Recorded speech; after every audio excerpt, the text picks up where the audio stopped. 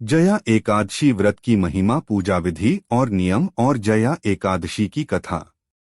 नमस्कार दोस्तों, राधे राधे। जय श्री कृष्णा। माघ मास के शुक्ल पक्ष की एकादशी को जया एकादशी कहते हैं। धर्मशास्त्रों में इसे भीष्म एकादशी भी कहा गया है। इस दिन भगवान विष्णु के को प्रसन्न करने के लिए व्रत किया जाता है। हिंदू धर्म में एकादशी का बहुत अधिक महत्व होता है। हर माह में 2 बार एकादशी पड़ती हैं। साल में कुल 24 एकादशी पड़ती हैं, एक शुक्ल पक्ष में और एक कृष्ण पक्ष में। एकादशी तिथि भगवान विष्णु को अति प्रिय होती है। इस दिन विधि विधान से भगवान विष्णु की पूजा अर्चना की जाती है। माघ माह में पड़ने वाली एकादशी को जया एकादशी के नाम से जाना जाता है। धार्मिक मान्यताओं के अनुसार एकादशी के दिन भगवान विष्णु की पूजा अर्चना करने से भगवान विष्णु की विशेष कृपा प्राप्त होती है और मृत्यु के पश्चात मोक्ष की प्राप्ति होती है। आइए जानते हैं जया एकादशी व्रत की महिमा, पूजा विधि, व्रत के नियम और एकादशी व्रत कथा के बारे में। लेकिन वीडियो को शुरू करने से पहले आपसे विनम्र निवेदन है कि वीडियो को लास्ट तक जरूर देखिए और अंत में वीडियो को लाइक शेयर जरूर करें और कमेंट बॉक्स में जय श्री हरि लिखना ना भूले। जया एकादशी व्रत की महिमा। पुराणों में माघ महीना को बड़ा ही पुण्यदायी कहा गया है। इस महीने में स्नान, दान, व्रत का फल अन्य महीनों से अधिक बताया गया है। माघ महीने की शुक्ल पक्ष की एकादशी को जया एकादशी कहते हैं। यह एकादशी बहुत ही पुण्यदायी है। इस एकादशी का व्रत करने से व्यक्ति को नीच योनि से मुक्ति मिलती है। पद्म पुराण के अनुसार भगवान श्री कृष्ण ने युधिष्ठिर को एकादशी तिथि का महत्व बताते हुए कहा है कि जया एकादशी प्राणी के इस जन्म एवं पूर्व जन्म के समस्त पापों का नाश करने वाली उत्तम तिथि है। इतना ही नहीं, यह ब्रह्महत्या जैसे जघन्य पाप तथा पिशाचत्व का भी विनाश करने वाली है। शास्त्रों के अनुसार इस एकादशी का व्रत करने से प्राणी को कभी भी पिशाच या प्रेत योनि में नहीं जाना पड़ता और मृत्यु के बाद मोक्ष की प्राप्ति होती है। धार्मिक मान्यता है कि जिसने जया एकादशी का व्रत किया है उसने सब प्रकार के दान दे दिए और संपूर्ण यज्ञों का अनुष्ठान कर लिया। इस व्रत को करने से व्रती को अग्निष्टोम यज्ञ का फल मिलता है। यह भी मान्यता है कि जो साधक इस व्रत को पूरे श्रद्धा भाव से करता है उसे भूत प्रेत और पिशाच योनि की यातनाएं नहीं झेलनी पड़ती। पूजा विधि। एकादशी के दिन व्रती को प्रातः सूर्योदय से पूर्व स्नान कर व्रत का संकल्प लेना चाहिए।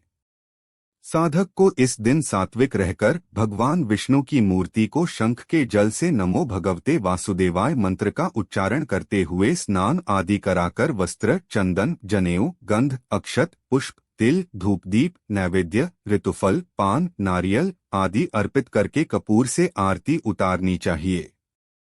सात्विक भोजन करें एवं तामसी पदार्थों के सेवन से दूर रहें। एकादशी स्वयं विष्णु प्रिया है, इसलिए इस दिन जप तप पूजा पाठ करने से प्राणी जगत के पालनहार श्रीहरि विष्णु का सानिध्य प्राप्त कर लेता है। व्रत के नियम। 1. जया एकादशी व्रत के लिए उपासक को व्रत से पूर्व दशमी के दिन एक ही समय सात्विक भोजन ग्रहण करना चाहिए। व्रती को संयमित और ब्रह्मचर्य का पालन करना चाहिए। 2. प्रातः काल स्नान के बाद व्रत का संकल्प लेकर धूप, दीप, फल और पंचामृत आदि अर्पित करके भगवान विष्णु के श्री कृष्ण अवतार की पूजा करनी चाहिए। 3. रात्रि में जागरण कर श्री हरि के नाम के भजन करना चाहिए। 4. द्वादशी के दिन किसी जरूरतमंद व्यक्ति या ब्राह्मण को भोजन कराकर दान दक्षिणा देकर व्रत का पारण करना चाहिए। 5. व्रत से पूर्व यानी दशमी तिथि के दिन से तामसिक भोजन आदि का सेवन नहीं करना चाहिए। 6. इस दिन तुलसी दल से श्री हरि का पूजन करें, लेकिन तुलसी दल एक दिन पूर्व तोड़कर रखे। 7. व्रत के दिन भोजन में चावल का सेवन नहीं करना चाहिए। 8. व्रत रखने वाले व्यक्ति को क्रोध एवं दूसरे की बुराई करने से बचना चाहिए। किसी के बारे में कुछ भी गलत बोलना और सोचना नहीं चाहिए। 9 व्रत रखने वालों को व्रत वाले दिन नाखून, बाल, दाढ़ी आदि नहीं काटने चाहिए एवं स्त्रियों को इस दिन बाल नहीं धोने चाहिए। धर्मराज युधिष्ठिर भगवान श्री कृष्ण से निवेदन करते हैं कि माघ शुक्ल एकादशी को किनकी पूजा करनी चाहिए तथा इस एकादशी का क्या महात्म्य है। श्री कृष्ण कहते हैं, माघ शुक्ल पक्ष की एकादशी को जया एकादशी कहते हैं। यह एकादशी बहुत ही पुण्यदायी है। इस एकादशी का व्रत करने से व्यक्ति नीच योनि जैसे भूत प्रेत पिशाच की योनि से मुक्त हो जाता है। श्री कृष्ण ने इस संदर्भ में एक कथा भी युधिष्ठिर को सुनाई। जया एकादशी की कथा। नंदन वन में उत्सव चल रहा था। इस उत्सव में सभी देवता, सिद्ध संत और दिव्य पुरुष वर्तमान थे। उस समय गंधर्व गायन कर रहे थे और गंधर्व कन्याएं नृत्य प्रस्तुत कर रही थीं। सभा में माल्यवान नामक एक गंधर्व और पुष्पवती नामक गंधर्व कन्या का नृत्य चल रहा था। इसी बीच पुष्पवती की नजर जैसे ही माल्यवान पर पड़ी वह उस पर मोहित हो गई। पुष्पवती भा की मर्यादा को भूलकर ऐसा नृत्य करने लगी कि माल्यवान उसकी ओर आकर्षित हो। माल्यवान गंधर्व कन्या की भंगिमा को देखकर सुध बुध खो बैठा और गायन की मर्यादा से भटक गया, जिससे सुरताल उसका साथ छोड़ गए। इंद्र को पुष्पवती और माल्यवान के अमर्यादित कृत्य पर क्रोध हो आया और उन्होंने दोनों को श्राप दे दिया कि आप स्वर्ग से वंचित हो जाएं और पृथ्वी पर निवास करें। मृत्यु लोक में अति नीच पिशाच योनि आप दोनों को प्राप्त हों। इस श्राप से तत्काल दोनों पिशाच बन गए और हिमालय पर्वत पर एक वृक्ष पर दोनों का निवास बन गया। यह पिशाच योनि में इन्हें अत्यंत कष्ट भोगना पड़ रहा था। एक बार माघ शुक्ल पक्ष की एकादशी के दिन दोनों अत्यंत दुखी थे। उस दिन वे केवल फलाहार रहे। रात्रि के समय दोनों को बहुत ठंड लग रही थी, अत दोनों रात भर साथ बैठकर जागते रहे। ठंड के कारण दोनों की मृत्यु हो गई और अनजाने में जया एकादशी का व्रत हो जाने से दोनों को पिशाच योनि से मुक्ति भी मिल गई। अब माल्यवान और पुष्पवती पहले से भी सुंदर हो गई और स्वर्गलोक में उन्हें स्थान मिल गया। देवराज ने जब दोनों को देखा तो चकित रह गए और पिशाच योनि से मुक्ति कैसी मिली यह पूछा। माल्यवान के कहा, यह भगवान विष्णु की जया एकादशी का प्रभाव है।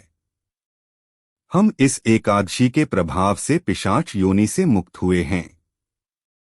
इंद्र इससे अति प्रसन्न हुए और कहा कि आप जगदीश्वर के भक्त हैं, इसलिए आप अब से मेरे लिए आदरणीय हैं। आप स्वर्ग में आनंद पूर्वक विहार करें। कथा सुनकर श्री कृष्ण ने यह बताया कि जया एकादशी के दिन जगपति जगदीश्वर भगवान विष्णु ही सर्वथा पूजनीय हैं। जो श्रद्धालु भक्त इस एकादशी का व्रत रखते हैं उन्हें दशमी तिथि से को एक समय आहार करना चाहिए। इस बात का ध्यान रखें कि आहार सात्विक हो। एकादशी के दिन श्री विष्णु का ध्यान करके संकल्प करें और फिर धूप, दीप, चंदन, फल, तिल एवं पंचामृत से विष्णु की पूजा करें। आशा है कि यह वीडियो आपको पसंद आया होगा। अगर वीडियो पसंद आए तो वीडियो को लाइक कीजिए, शेयर कीजिए। धन्यवाद। जय श्री कृष्णा।